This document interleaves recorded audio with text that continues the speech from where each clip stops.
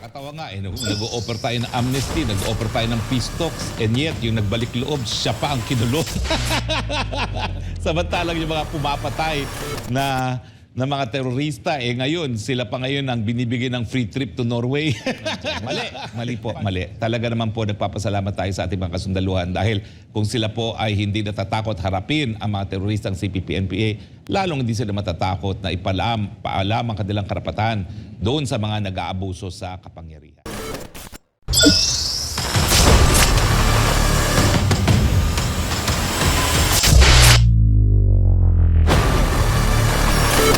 So ito mga kabanat, no, maging wake up call ito sa ating mga congressman, mga senador na masyadong binabaliwala itong mga dating mga kadre na nagbalik loob sa gobyerno. Parang nangyari kasi mga kabanat, itong mga congressman na ito ay binaliwala yung mga sakripisyo nitong mga kadre na ito. Yun nga, nagbalik loob sa gobyerno. Sabi nga ni Attorney Harry Roque dito, kung saan pa nagbalik loob si Eric, saka siya nakulong. No? Saka siya nakulong. At saka yung mga paratang kasi ng mga senador, no? Ay imagine mo, no? Nakaraang araw, sa hearing, no? Ay nagsalita itong si Abante na yung pagsasabi daw ng mga ilang mga, halimbawa si Eric nagsalita kasi, no, na meron daw mga nakapasok sa House of Representative na mga di umano mga Communist Party, no. So sabi ni Bini Abante ay hindi daw yun totoo, no? Hindi daw yun totoo at yun daw ay fake news. So mantakin mo yan mga kabanat. Yan ay parang suntok sa buwan. Eh sabi nga ni dito ay wag naman sana mangyari na darating yung panahon na itong mga pulis ay mga army, ang mga militar na ito ay hindi na maniwala sa tinatawag na politika. At wag naman sana mangyari na baka balang araw magaya tayo sa ibang mga bansa gaya ng Myanmar na tinik over ng militar yung posisyon ng gobyerno dahil hindi nga sila naniwala sa kalakalan ng mga politika. Wag naman sana mangyari at sana maging wake up call yan sa mga congressman na masyadong nagmamalabis sa kanilang kapangyarihan. Kasi mga kabanat, yung mga nananawagan na yung mga kasundaluhan napakawala na itong si Eric at si Dr. Lorin Badoy. Parang ang nangyari kasi mga kabanat, parang inatsapuira, no? Pinakawalan din pero matagal. Parang matagal pinansin ito ng mga congressman. Nanawagan yan mga sundalo kasi alam nila yung mga pinagsasabi nitong ni Eric at suportado nila yan yung programa ni Eric para ma-unmask nga itong mga gawain ng mga kaliwang grupo. Sabi nga ni ay yung mga sundalo ay nakipagbuwis ng buhay yan para lamang sa tinatawag na demokrasya. Tapos itong mga ay parang ginamit pa nila ang kanilang kapangyarihan. So ang video na papakita ko sa inyo, medyo maiksi lang ito, ay credit natin sa SMNI, no? Wait lang i-unmute ko lang. Gobyerno, itong si Eric Celis ay dati kadre. Nagiging asset ito ng kasundaluhan at ng marami sa atin na laban dito sa teroristang grupong CPP and PNDF. At dahil sa kanya, marami tayong nalalaman tungkol sa ginagawa, attorney, na noon ay tinatago nitong grupong ito at marami ang nalilinaw. Alam mo, nung naghain kami ng isang araw ng petisyon, kasama ko yung may bahay ni Eric at saka esposo nga ni Lorraine, abain sabi sa akin ng may bahay ni Eric, alam mo, mahigit 20 taong kaming nakibaka. Lumaban sa gobyerno. Pero nung lumalaban kami sa gobyerno, hindi naman kami nakulong. Kung kailan sumusuporta pa kami sa gobyerno ngayon, na nagbalik loob na kami sa gobyerno, tsaka pa nakulong si Eric, meron ba katanungan dito? Yung kalaban sila ng gobyerno, hindi sila kinulong. Ngayon kakampi sila ng gobyerno, laban sa teroristang CPP-NPA, ngayon pa sila kinulong. Ay nako, where is the katarungan there? Nasaan nga yung katarungan dyan?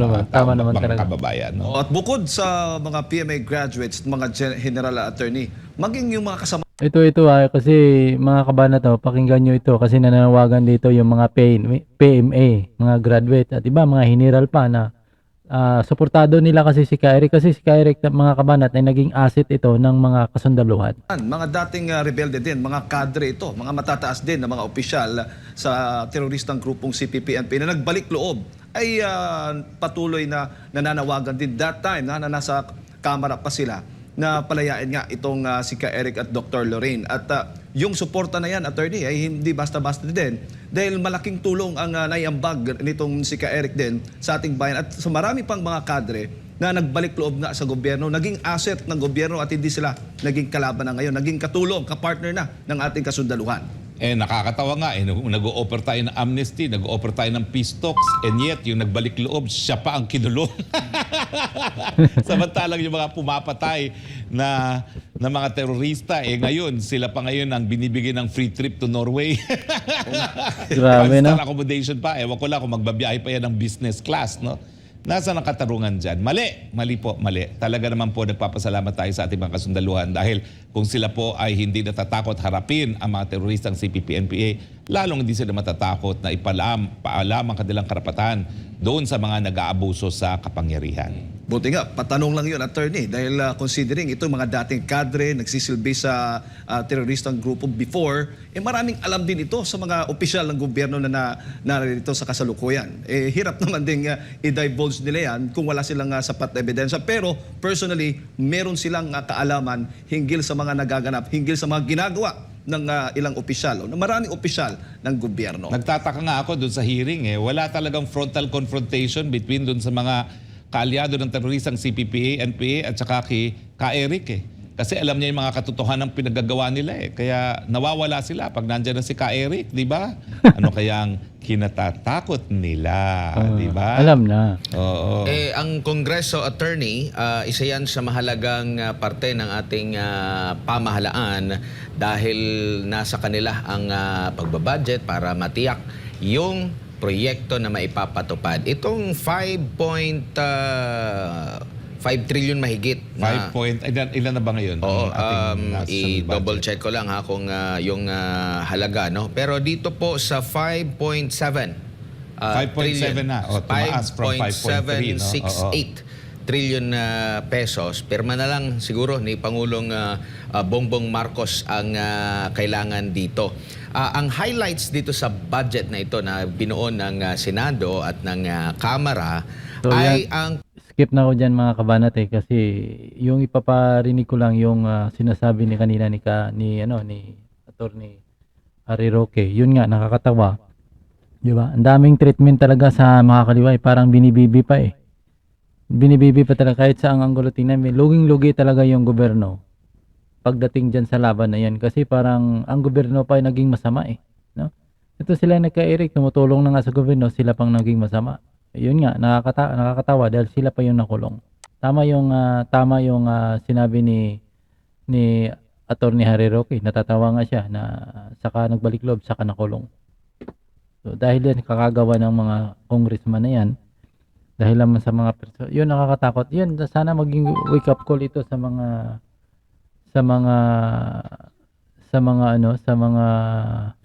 congressman na baka wag naman sana baka mamaya mapuno itong mga militar at mangyari tayo sa ibang bansa na hindi na naniniwala. Pag ang militar kasi umaklas, wala talagang magawa mga kabanat kasi gamitin man nila yung kanilang kapangyarihan.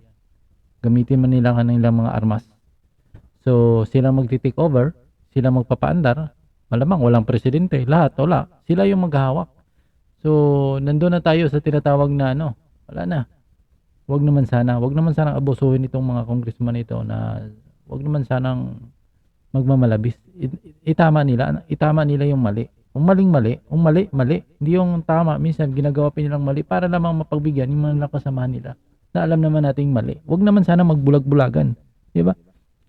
Huwag magbulag-bulagan na baka sa sobrang bulag-bulagan nyo, mahuli ang lahat at magigising na lang kayo na yun na palang nangyari na uminit na yung ulo ng mga militar. So, maraming salamat. Yun ang see you next video.